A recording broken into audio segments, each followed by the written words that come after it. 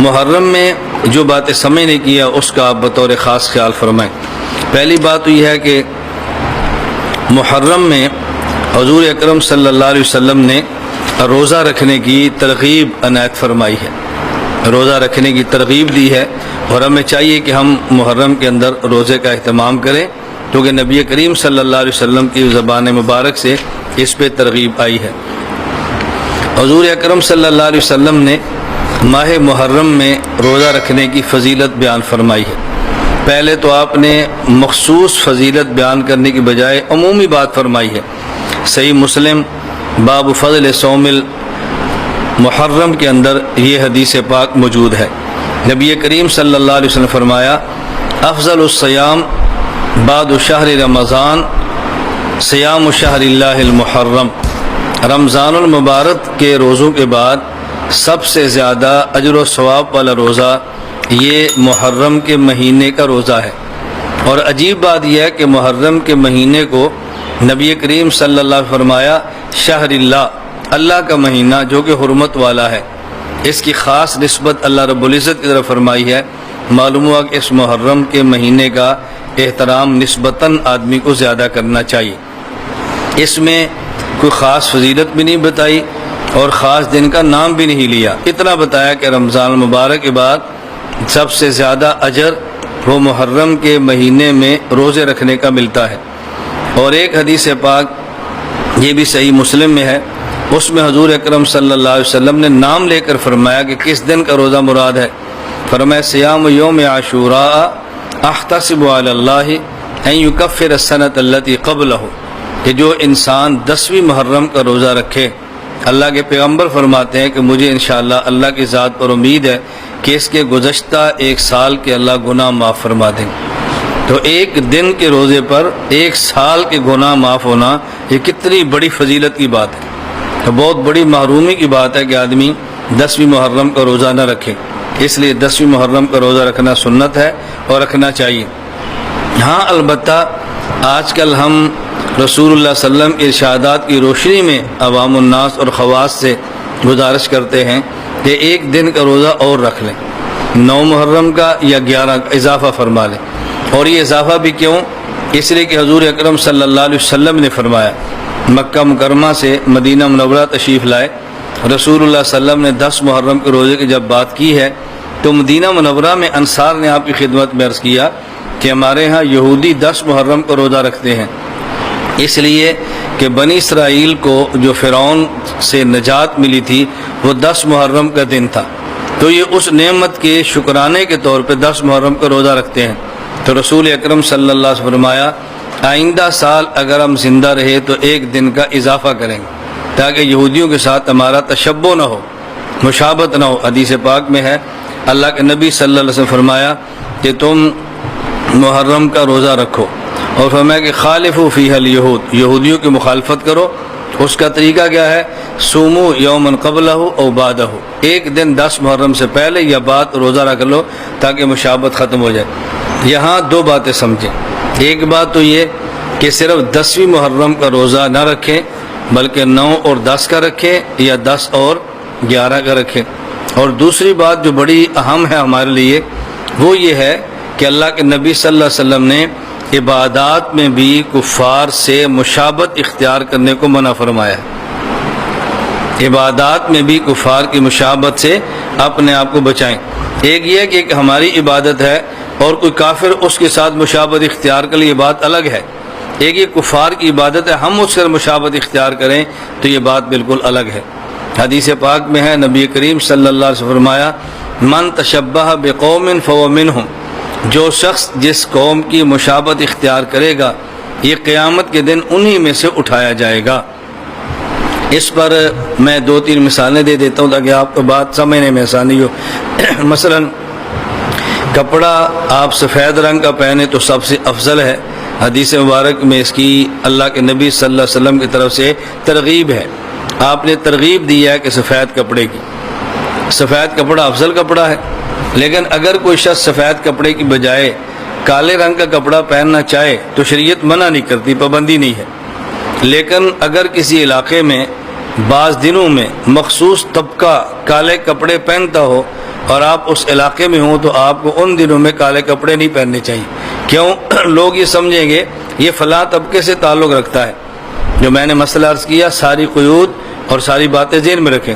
کسی خاص علاقے میں کوئی خاص قوم یا فرقہ خاص دنوں میں اگر وہ کالے کپڑے کا اہتمام کرتا ہے، گویا ان کا مذہبی شعار اور علامت ہے، تو آپ ان دنوں میں اس علاقے میں کالے کپڑے کے اہتمام سے بچیں تاکہ ان کے ساتھ آپ کی مشابہت نہ ہو.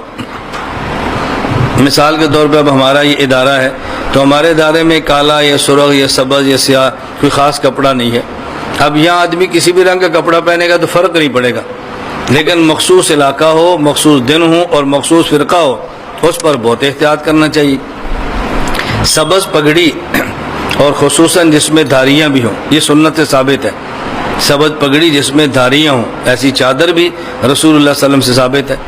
خود ہمارے ہاں دارالعلوم دیوبند میں سالانہ جلسے پر فضلاء کے لیے جس پگڑی کا اہتمام کیا جاتا ہے دستار بندی کے طور پہ، وہ سبز رنگ کی پگڑی ہے. ہمارے مشائخ باندھتے بھی تھے. دارالعلوم دیوبند میں اس کا اہتمام ہے سبز رنگ کی پگڑی کا. لیکن اب اگر ہمیں کوئی یہ بات کہے تو ہم کہتے ہیں بھی سبز رنگ کی پگڑی پہننے میں حرج نہیں ہے، لیکن اس دور میں ایک مخصوص فرقہ اس نے سبز رنگ کی پگڑی کو اپنا شعار بنا لیا ہے. اب آپ بچیں ورنہ لوگ سمجھیں گے یہ اسی فرقے سے تعلق رکھتا ہے. سفید رنگ کی پگڑی اور مخصوص سٹائل میں، یہ ہمارے ہاں ایک مستقل جماعت ہے جو اس پگڑی سفید رنگ کی باندھتے ہیں اور مخصوص سٹائل سے باندھتے ہیں. مخصوص ان کی ٹوپی ہوتی ہے. اب اس ٹوپی کو اس سٹائل سے پگڑی باندھنا کوئی ناجائز نہیں ہے، لیکن ان دنوں میں آپ باندھیں گے تو لوگ سمجھیں کہ شاید یہ بھی اس فرقے سے تعلق رکھتا ہے، لہٰذا اب احتیاط کرنا ضروری ہے. جب شریعت نے ہم ایک مخصوص سٹائل کا پابند نہیں کیا تو ہم اپنے آپ کو مخصوص طرز کا پسند کیسے کر لیں گے؟ یہ مناسب نہیں ہے. میں خصوصاً گزارش کرتا ہوں اپنے ان احباب سے کہ جو دین کا کام کرتے ہیں ان باتوں کا وہ بہت زیادہ خیال فرمائیں، بلکہ ان کو بہت زیادہ اس پر توجہ دینی چاہیے. بعض کسی خاص شیخ کے مرید ہوں تو ہر مرید کی خواہش ہوتی ہے میں اپنے شیخ کی ٹوپی، شیخ کی پگڑی پہنوں تاکہ دنیا کو پتہ چلے کہ فلاں کا مرید ہے. اگر کسی جماعت سے منسلک ہے ان کی خواہش ہوئی کہ میں فلاں جماعت والی پگڑی باندھوں تاکہ پتہ چلے فلاں جماعت کا بندہ ہے. تو یہ جماعت، یہ طرز مناسب نہیں ہے. جب حضور اکرم صلی اللہ علیہ وسلم اور صحابہ کرام رضی اللہ عنہم مجمعین نے ان معاملے میں اہتمام نہیں فرمایا تو ہمیں اس کا اہتمام نہیں کرنا چاہیے. ہمارے آپ دیکھ رہے ہیں، طلباء کو دیکھ لیں، ہمارا اپنا ہے، کبھی پگڑی باندھتے ہیں، کبھی ٹوپی پہنی ہوتی ہے، کبھی خانقاہی ٹوپی ہوتی ہے، کبھی دوسری ٹوپی ہوتی ہے، صرف اس وجہ سے کہ کسی کے ذہن میں یہ بیٹھ نہ جائے. یہ اس دور میں آپ محسوس نہ فرمائیں. ایک بہت بڑا یعنی طرز عمل ہمارے یہاں یہ مستقل چلتا ہے کہ ہر شخص کی خواہش ہوتی ہے بھی میری پگڑی، میری ٹوپی اور میرا لباس ہو. وہ کسی ملک میں پتہ چلتا ہے یہ فلاں جماعت سے ہے، فلاں کا مرید ہے، فلاں سے اس کا تعلق ہے، تو اس سے لوگ خوش ہوتے ہیں، فلاں کے بڑے تعلق والے بہت ہیں. اللہ رب العزت کا بے حد کرم اور فضل ہے کہ پاکستان میں نہیں پوری دنیا میں ہم سے منسلک مریدین کا بہت بڑا حلقہ ہے. اور بہت بڑا حلقہ نظر کیوں نہیں آتا؟ میں ان کو مخصوص پگڑی اور مخصوص ٹوپی میں نہیں رکھتا. مخصوص ٹوپی پگڑی میں رکھیں تو آپ کو ہمارے علاقے میں نظر آئے گا کتنے لوگ ایسے جو ہمارے مرید ہیں، کتنے لوگ ایسے جن کا ہم سے تعلق ہے. اللہ رب العزت ہمیں یہ بات سمجھنے کی توفیق عطا فرمائے. تو حدیث پاک میں ہے من تشبہ بقوم فہو منہم، جو جس قوم سے مشابہت اختیار کرے گا انہی میں سے ہوگا. لیکن اس حدیث مبارک کو ہر کسی پر فٹ نہ کیا کریں، بہت احتیاط کیا کریں. یہ میں اس لیے بات کہ ابھی غالباً 3 دن یا 4 دن قبل کی بات ہے، ایک شخص نے مجھے فون کیا اور فون کر کے پوچھا کہ مولانا صاحب کرکٹ کھیلنا کیسا ہے. میں نے کہا بھی پوری بات پوچھو. بس اوقات اس بحث کے پیچھے ایک بحث چل رہی ہوتی ہے اور ہمارے فتوے کو آڑ بنا کے آپس میں لڑائی شروع کر دیتے ہیں. اس لیے ہم مجمل اور مبہم بات پہ فتویٰ نہیں دیتے، پوری بات پوچھو جو تم کیا پوچھنا چاہتے ہو. اس نے کہا جی ہمارے علاقے میں ایک شخص ہے تو وہی کہتا ہے کرکٹ کھیلنا حرام ہے، اور دلیل اس نے کیا دی ہے؟ یہ من تشبہ بقوم فہو منہم کے اندر آتا ہے تو کفار کی مشابہت علیحدہ جائز نہیں ہے. میں نے کبھی پہلے اس حدیث کا معنی سمجھے پھر حلال حرام کی بات کرے نا. معنی اس کا کیا ہے کہ جو کسی کفار کا شعار ہو، کافر قوم کی خاص علامت ہو، اگر آپ اس شعار کو اختیار کریں تو پھر ان میں شمار ہوگا. تو کرکٹ کفار کا شعار تو نہیں ہے کہ ہر جو بھی کافر اس کے لیے کرکٹ کھولنا ضروری ہے یا فلاں شہری کے لیے اس گیم کو سیکھنا ضروری ہے. یہ تو شعار ہے ہی نہیں. اس لیے آپ وقت کے اعتبار سے دیکھیں، اگر کرکٹ کھیلنے میں آپ کی نماز ضائع ہوتی ہے تو پھر کرکٹ کا کیا قصور ہے؟ ہاکی بھی حرام ہے، فٹ بال بھی حرام ہے، والی بال بھی حرام ہے اگر اس سے نماز ضائع ہو رہی ہے، اگر اس کی وجہ سے روزہ آپ کا ضائع ہو رہا ہے، اس کی وجہ سے عبادات متاثر ہو رہی ہیں تو حرام ہے۔ اس میں اکیلے کرکٹ کا قصور نہیں ہے، ساری کھیلیں اس میں داخل ہیں۔